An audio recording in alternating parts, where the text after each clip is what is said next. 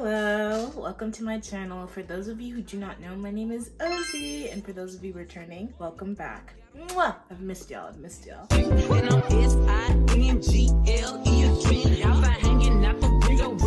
So in today's video, we're just going to be talking about subcultures within fashion in today's society. I got this wonderful, amazing, brilliant idea from my youngest sister, Sochi. Shouts out to Sochi. I love you, baby. Mwah, mwah, mwah. So let's really get into it. Okay, so in today's day and age, with aesthetics and trends, questions such as what have happened to subcultures or where have they gone come up. Plenty of people would love to argue that subcultures are quote unquote dead, but in my opinion, I feel like that's not the case at all. And I think you guys are gonna agree because there are subcultures everywhere we go. It's just not as prevalent as it was, let's say 20, 30, 40 plus years ago. But I think that's the point, because we're not talking about back in the day, we're talking about now, because we are currently in the now. Everything's always changing and always evolving. But before we go any further, let's talk about what even is a subculture. So, according to Cambridge Dictionary, a subculture can be defined as the way of life, customs, and ideas of a particular group of people within society that are different from the rest of society. So, in my opinion, subcultures today are not as definitive as they once were. We can thank social media and the digital age that we currently live in. And I mean that in the sense that they've changed and they've evolved from what they once were. And according to Yomi,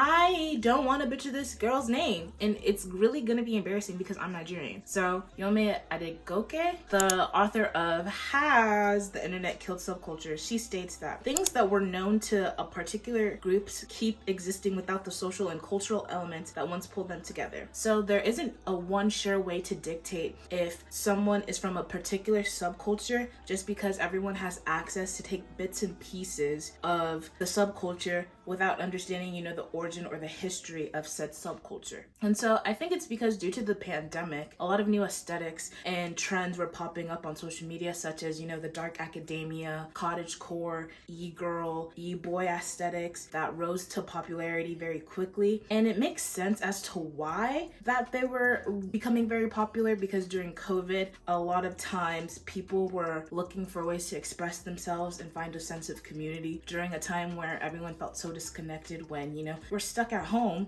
with just, your dog, you get me. An article that I pulled is called From What's Up With Everyone's Obsession with Aesthetics by Jordan Sellis, quotes that aesthetics are a way to explore different styles and find a sense of solidarity as well as inspiration. And so I do agree with the quote, because aesthetics are a form of self-expression, a way to experiment and dabble with one's style. I feel like that's where the confusion lies with aesthetics versus subcultures. So when I think of aesthetics, I think of trends. And the reason why is because of how social media has changed how things become trendy, For example, aesthetics. So with Heuretek's understanding of fashion, trends, life cycles, there's 5 stages of the cycle. According to Melanie Mollard, the first stage is introduction, where that's when the new style, the aesthetic, the trend, or whatever is being introduced. The rise is when the trend starts to gain popularity. That's when other people come on board, like more notable figures start promoting it.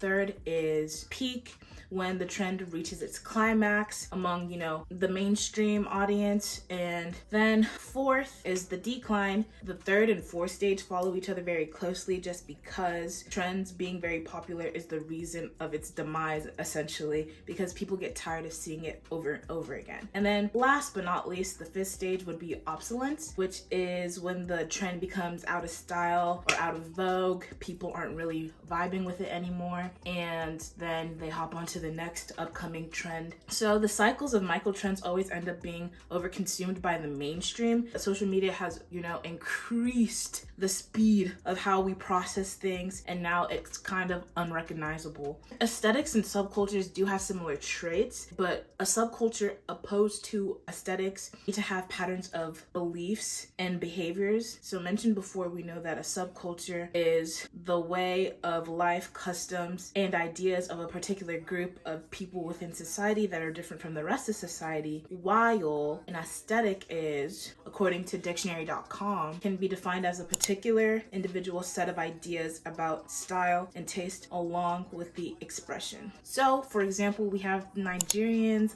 Alte movement, right? So the term Alte abbreviated from the word alternative that was first coined by a Nigerian artist called B.O.J. I don't know if it's Boj or B.O.J. in his 2014 song Paper, where he has the lyric, "The ladies like me because I'm an Alte guy," right? So Teen Vogue tells us that the term would then grow from a way of being that champions individualistic and non-traditional modes of self-expression. The central idea is to stay true to yourself in spite of existing traditions or cultural restrictions. Okay, the Alte movement, let's say 5 years ago, did not have the same support or attention that it has today, and it has grown and evolved and moved into the mainstream with the likes of Nigerian musicians and artists such as Rema, Arya Star, Thames, and designers such as Moa Lola. You know, we're seeing a lot more prevalence in the rise of, I would say, Nigerian artists that don't necessarily make quote-unquote afrobeats. So the pioneers of this movement gave voices to the Nigerian youth, especially during 2020 when the EndSARS movement was very prevalent because of the police brutality and discrimination that Nigerian youths were facing simply because of their appearances. Teen Vogue also quotes again that the Alte movement might have simply begun as a group of young people trying to do what truly appealed to them, but it has set a precedent for radical individualism amongst young Nigerians. And then the pioneers we have to thank, such as Santi, Odonisi, TZ, B.O.J., who paved the way and diverted themselves from the constraints of the conservative norms that held the youth back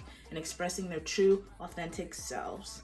The Alte movement inspired many people to not let societal norms and traditions hold them back in experimenting, finding themselves as individuals. I feel like you get the gist of what I was trying to say, right? So in conclusion, within modern society, we have witnessed a dramatic shift in the livelihood of subcultures. We have a lot of factors that do contribute to the gradual quote-unquote demise. And then one of these main factors, as we spoke about before in the video, is social media and the digital age that we live in, with social media churning out trends at an unprecedented rate. You might feel as we scroll on social media and on our feeds that it's getting difficult to differentiate real, authentic, genuine subcultures versus fleeting trends. And then the confusion between subcultures and aesthetics have made it difficult to be able to dictate the uniqueness and significance of certain subcultural movements. A lot of times people mistake the elements of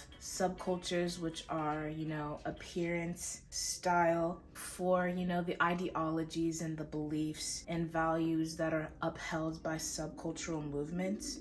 With the oversimplification and the commodification of aesthetics, most of the time subcultures are usually watered down, and it's very difficult to discern their authenticity and their essence that leave them vulnerable for exploitation and appropriation. And the Alte movement in Nigeria stands as the example that I brought before of the ever so changing and evolving nature of subcultures within the 21st century, brought to life because of the desire for self-expression and the rejection of mainstream norms. So the Alte movement takes on a very boisterous subcultural identity that thrives and grows even in the digital age. But that isn't to say that it doesn't face the challenges of social media, of course, because with social media, as we have seen firsthand, it can commodify and misinterpret or wash down, twist, the unique aesthetics and values of subcultures.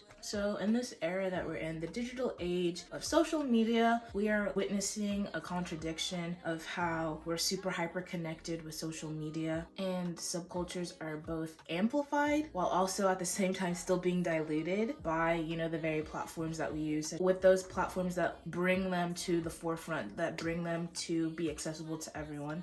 So as we go on about our lives and we navigate, the complex landscape that is, everyday life, it becomes very important that we as individuals and we as society, that we hold subcultures and cherish them and support them, especially the ones that continue to defy and go against the forces of mass media and overconsumption. Even though we think or it seems as if subcultures are fading or they're declining, they still have have a prominent power that they possess to challenge and reshape society and fashion. So by being able to realize and recognize the importance of saving their authenticity and the values that they uphold, even in the face of the digital era that we currently live in. I feel like now we can hope to bring to life these unique expressions of individuality and cultural identity, and we make sure that they're able to withstand and evolve in the ever-changing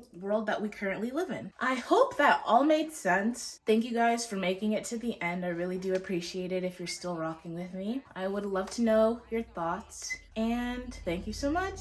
I'll see y'all next time.